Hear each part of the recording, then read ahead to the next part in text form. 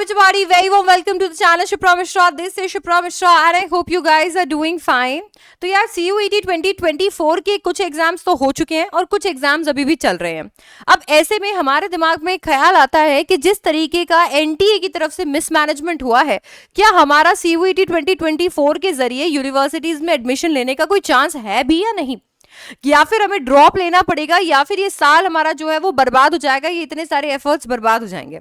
आज की इस वीडियो को एंड तक जरूर देखना. चलिए कोशिश करते हैं आपके इस साल को बचाने की.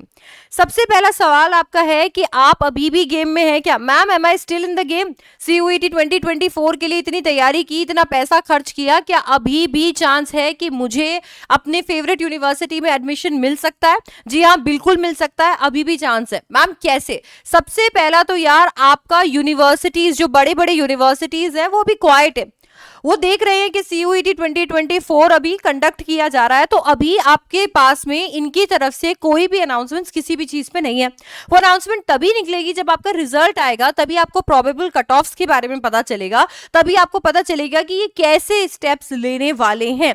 ठीक है, तो वो बाद में पता चलेगा. तो अभी तक तो आप ये मान लो कि आपके दरवाजे बड़े बड़े यूनिवर्सिटीज के लिए खुले हुए हैं, तो चाहे वो दिल्ली यूनिवर्सिटी हो या BHU हो. अब बात कर लेते हैं आपके परसेंटाइल की. देखो यार, आपको ऐसा लग रहा है कि मैम मेरा तो पेपर ऐसा बिगड़ा है कि हो सकता है कि मैं उतना परसेंटेज लेकर ही नहीं आ पाऊं जितना हमने सोचा था. मैम 200 आउट ऑफ 200 हो सकता है मेरे नहीं आ पाए सब्जेक्ट्स में, हो सकता है जनरल टेस्ट में 250 आउट ऑफ 250 नहीं आ पाए. तो अभी ये जो हमने पूरा मिसमैनेजमेंट देखा है, जो अलग अलग सेंटर्स पे हो रहा है, वहां से एक चीज तो क्लियर है कि केवल आप ही नहीं हो जिसके साथ ये हो रहा है, बहुत सारे बच्चों के साथ ये हो रहा है, सबका पेपर बिगड़ा है. तो नेचुरली आपका परसेंटाइल जो है वो भी उसके अकॉर्डिंग ही आएगा. यार आपका परसेंटाइल और आपके परसेंटेज के कैलकुलेशन में डिफरेंस होता है. आपके परसेंटेज कैसे कैलकुलेट होता है? आपका जो नंबर है, मतलब आपने जो मार्क्स ऑब्टेन किए हैं, तो जो भी मार्क्स आपके आए हैं, ठीक है, वो मार्क्स को हम क्या करते हैं, आपके जो टोटल मार्क्स होते हैं उसको फिर इसके बाद में 100 कर देते हैं, तो हमारे पास में क्या निकल कर आ जाता है? आपका परसेंटेज निकल कर आ जाता है. ऐसा ही होता है. ठीक है, अगर हम परसेंटाइल की बात करते हैं तो परसेंटाइल आपके परसेंटेज के बाद निकलता है. तो एग्जाम्पल के तौर पे आपका 50% आया, एग्जाम्पल दे रही हूं कि आपका 50% आया. अब बहुत सारे ऐसे बच्चे हो सकते हैं जिनका 50% से भी कम आया है किसी एक पर्टिकुलर सब्जेक्ट के अंदर. फॉर एग्जाम्पल इंग्लिश के अंदर 50% आया. अब 50% आया है, पर इंग्लिश के अंदर 10 लाख बच्चों ने फॉर्म भरा था और 8 लाख बच्चे जो हैं वो इसमें अपीयर किए. ठीक है, 8 लाख बच्चे जो है वो इसके अंदर क्या किए? अपीयर किए. अब इन 8 लाख बच्चों में से मान लेते हैं 3 लाख बच्चे ऐसे हैं जिनका मार्क्स जो है 50% से कम है.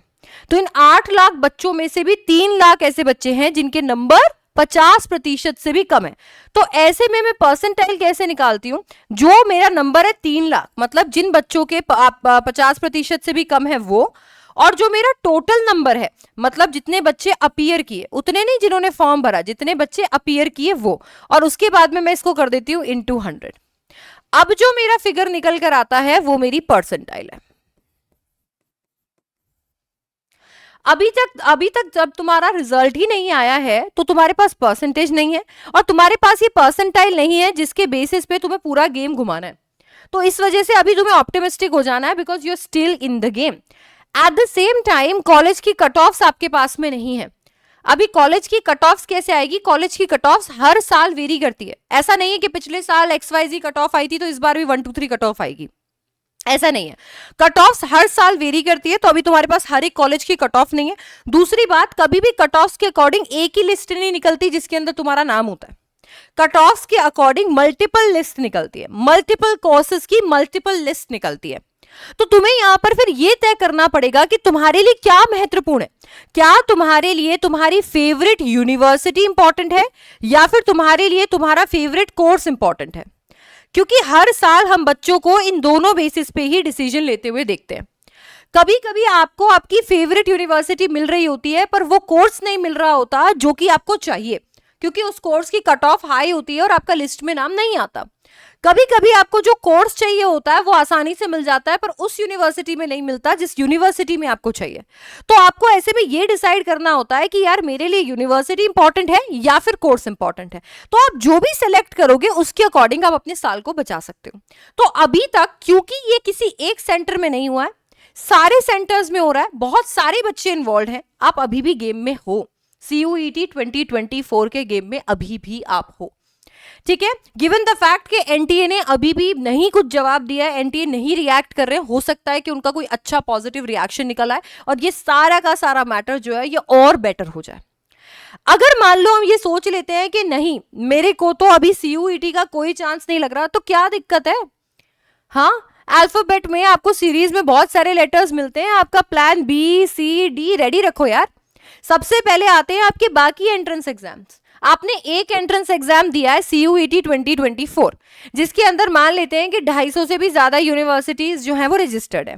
बाकी यूनिवर्सिटीज, अरे बहुत सारी ऐसी यूनिवर्सिटीज भी तो हैं जो CUET नहीं मांग रही हैं, ऐसी यूनिवर्सिटीज जो इक्वली अच्छी हैं पर वो अपना अलग एंट्रेंस एग्जाम लेती है या कोई और एंट्रेंस एग्जाम इनवाइट करती है, तो वो एंट्रेंस एग्जाम्स अभी भी आप लिख सकते हो।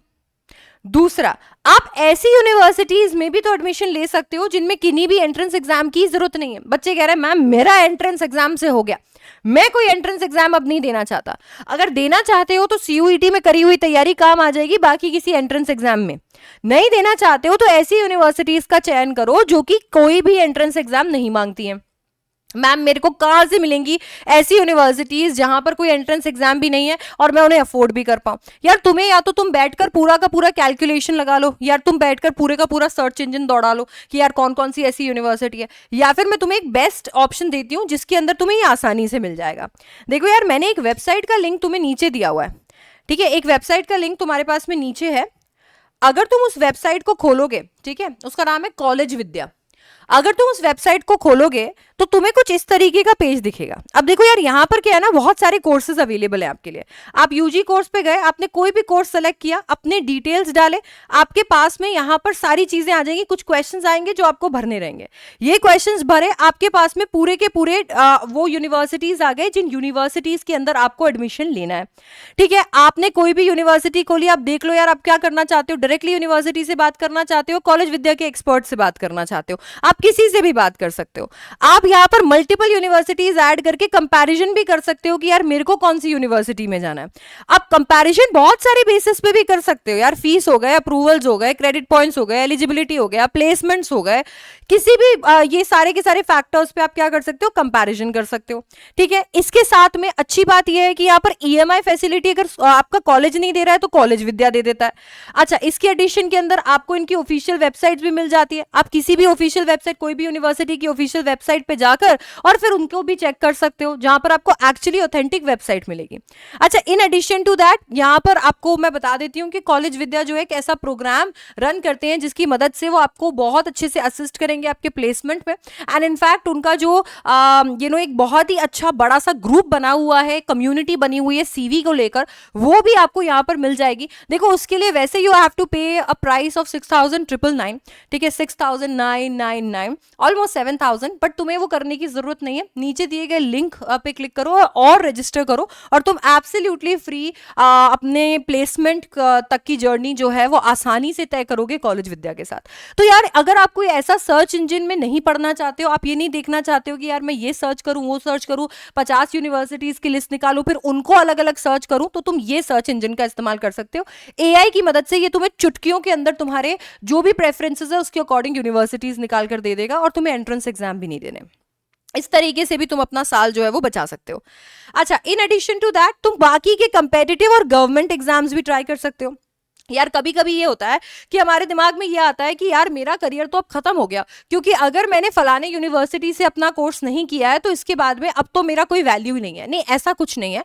अगर देखो, सबसे पहली बात तो वैल्यू आपके कोर्स की होती है, उसके अंदर आपने क्या सीखा उसकी होती है। कौन सी यूनिवर्सिटी से किया वो मैटर करता है, क्योंकि फैकल्टीज वेरी करती है, कभी कभी सिलेबस भी वेरी करता है। बट अगर आप एक कोर्स को शिद्दत के साथ कर रहे हो और अगर आप उसे कंबाइन कर रहे हो किसी कंपेटिटिव एग्जाम के साथ में, जैसे हमारे कॉमर्स वाले बच्चे CS कर सकते सकते हैं, सीए कर सकते हैं, सीएमए कर सकते हैं, और ऐसे बहुत सारे कंपेटिटिव एग्जाम्स हैं जैसे कि सीएफए भी। बाकी अगर आप चाहते हो तो कोई गवर्नमेंट एग्जाम की तैयारी कर सकते हो, अभी से तैयारी में लग सकते हो किसी गवर्नमेंट एग्जाम के। यूपीएससी इतने सारे गवर्नमेंट एग्जाम्स निकालता है, यूपीएससी दे सकते हो आप, ठीक है। तो ये गवर्नमेंट एग्जाम्स की तैयारी भी आप यहाँ पर करना शुरू कर सकते हो अगर आप ह्यूमैनिटीज, कॉमर्स, साइंस किसी भी फील्ड से हो, ठीक है। तो आप यहाँ पर बाकी कंपेटिटिव और गवर्नमेंट एग्जाम्स पर रिलाई कर सकते हो। साइंस वाले बच्चे जो हैं वो जेई और नीट, ऑफकोर्स अगर आपका रिजल्ट नहीं आया तो अभी आपके पास में इसकी भी उम्मीद है। तो इसका मतलब ये है कि सीयूईटी 2024 पूरी तरीके से तुम्हारा डूबा नहीं है, अभी भी तुम्हारे पास चांस है। और अगर तुम्हें लगता है कि नहीं, you are not ready to take that chance, कोई बात नहीं, आप प्लान बी, सी, डी बना सकते हो आराम से, ठीक है। आप बाकी एंट्रेंस एग्जाम, बाकी यूनिवर्सिटी, बाकी कंपेटिटिव, बाकी गवर्नमेंट एग्जाम्स की तैयारी शुरू कर सकते हो। सीयूईटी की तैयारी से कहीं ना कहीं आपको एक हेड स्टार्ट तो मिल ही गया है, क्योंकि हर एक एंट्रेंस एग्जाम, हर एक कंपेटिटिव एग्जाम में ये बेसिक चीजें तो आती हैं जो आपने सीखी है इंग्लिश या जनरल टेस्ट के अंदर। आपको आपके सब्जेक्ट की भी अच्छी नॉलेज हो गई है, तो यार ये आपके काम तो आने ही वाला है, चाहे बाकी किसी एग्जाम में काम आए या फिर आप कॉलेज में जाओ और आपके फर्स्ट ईयर में काम आए। तो पढ़ा हुआ और मेहनत करा हुआ कभी भी वेस्ट नहीं होता। फुल मोटिवेशन के साथ में आगे बढ़ो, अंदर अपने पॉजिटिविटी रखो, जब तक रिजल्ट नहीं आए तब तक हार मत मानो, क्योंकि बहुत सारे फैक्टर्स हैं जो तुम्हारे रिजल्ट को तुम्हारे फेवर में करने के लिए तैयार है। You just need to wait. And इसी तरीके की और वीडियोस के लिए, करियर के रिलेशन में गाइडेंस के लिए, और आपके एंट्रेंस एग्जाम, कंपेटिटिव एग्जाम की तैयारी के लिए चैनल को फटाफट से सब्सक्राइब कर लो। इस वीडियो को अपने फ्रेंड्स के साथ शेयर करो और उन दुखी आत्माओं के साथ शेयर करो जो कि सीयूईटी का पेपर समझ रहे हैं कि बिगड़ गया है और अब उनका सीयूईटी में कोई भी चांस नहीं है। I will see you in the next one, and if you have any questions उनको नीचे कमेंट सेक्शन में ड्रॉप कर देना, and don't forget to check the description box. Bye bye, take care.